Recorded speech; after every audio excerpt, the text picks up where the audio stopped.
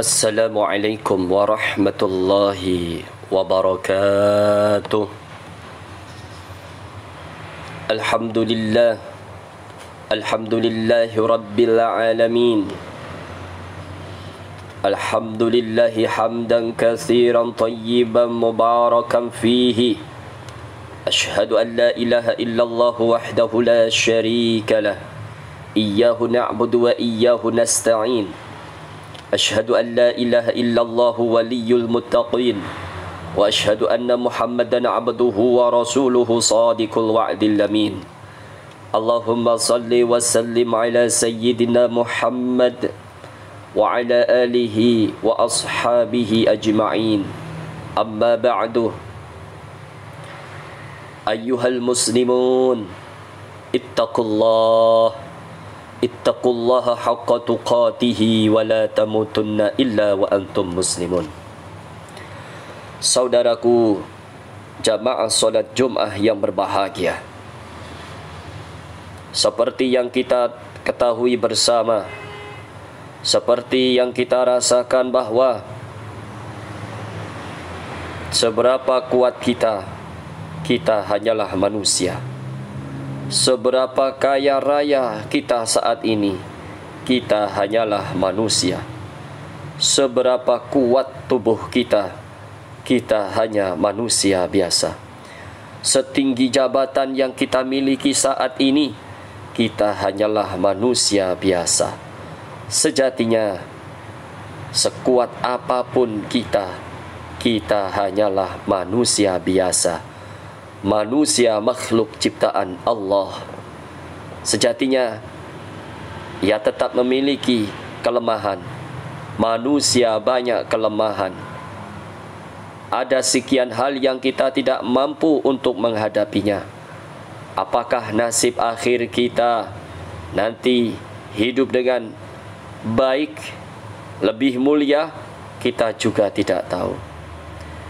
Apakah kita bisa selamat menghadapi pertanyaan mungkar dan nakir? Tentu di luar kemampuan kita. Bagaimana nasib anak-anak kita, anak cucu kita? Kita pun tidak tahu seperti apa yang akan terjadi. Tentu harapan kita sebagai manusia makhluk ciptaan Allah berharap yang baik-baik saja. Tentu harapan kita adalah keimanan, keislaman itu tetap ada dan tetap kita pegang teguh. Namun hal itu juga di luar kemampuan kita sebagai manusia biasa.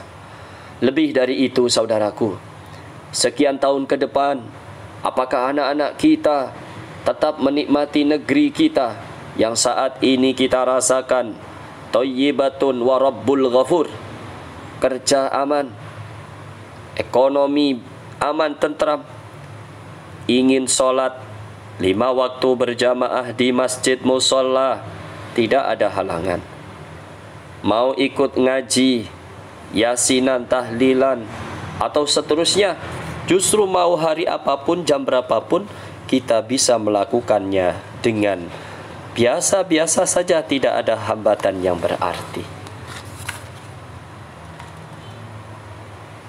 Dengan demikian, tentu pendekatan yang paling pas untuk hal ini adalah mendekatkan diri kita kepada Allah Subhanahu wa ta'ala.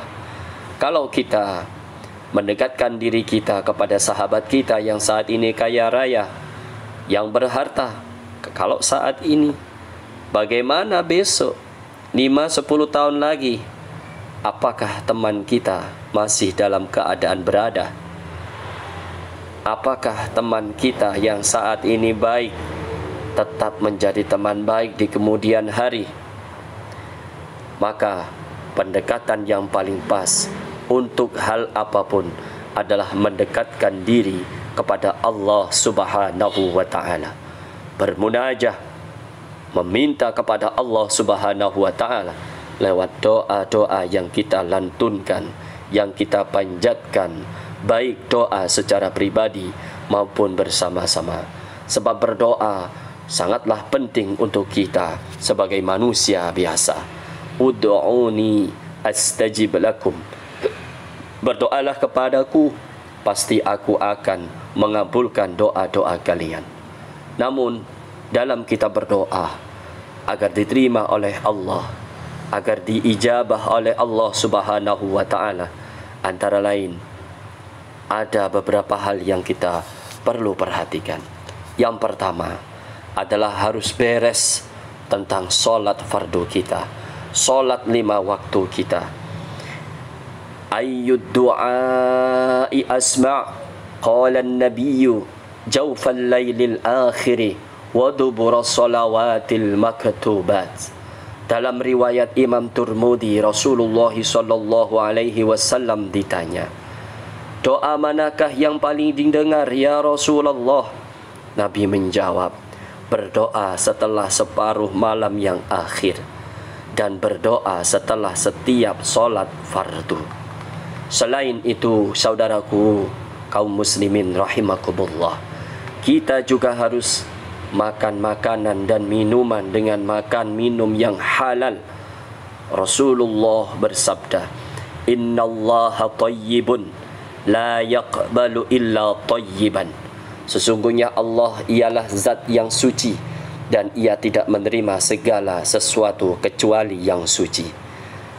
Dalam sebuah kisah, ada seseorang laki-laki yang serius untuk berdoa, tetapi ia selalu makan minum haram, memakai pakaian yang haram, dan sejak kecil juga diberi asupan gizi yang haram. Maka hal seperti ini tidak mungkin doanya diijabah oleh Allah Subhanahu wa ta'ala. Dalam kesempatan tertentu yang bisa membawa doa kita diijabah, yang bisa doa kita itu didengar oleh Allah Subhanahu wa ta'ala, seperti yang disampaikan, yang disabdakan oleh Nabi kita Muhammad sallallahu alaihi wasallam, la yajtami'u mala'un fayada'u ba'duhum wa yu'amminu ba'duhum illa ajabahumullah. Kalau ada kaum berkumpul, sebagian berdoa, kiainya, ustadznya berdoa, dan yang lain mengamini, pasti diijabah oleh Allah Subhanahu wa ta'ala. Kemudian, kalau kita sekarang menjadi seorang ayah, menjadi seorang ibu, menjadi orang tua, maka sering-seringlah di setiap kesempatan, dalam kesempitan, di dalam kesibukan, ada sedikit waktu luang yang harus sering kita luangkan untuk bermunajah kepada Allah, memintakan doa untuk anak-anak kita dan keturunan kita. Dan sebagai anak, jangan lupa mendoakan orang tua, sebab itulah salah satu penyebab cepatnya doa diijabah dan diterima oleh Allah Subhanahu wa ta'ala.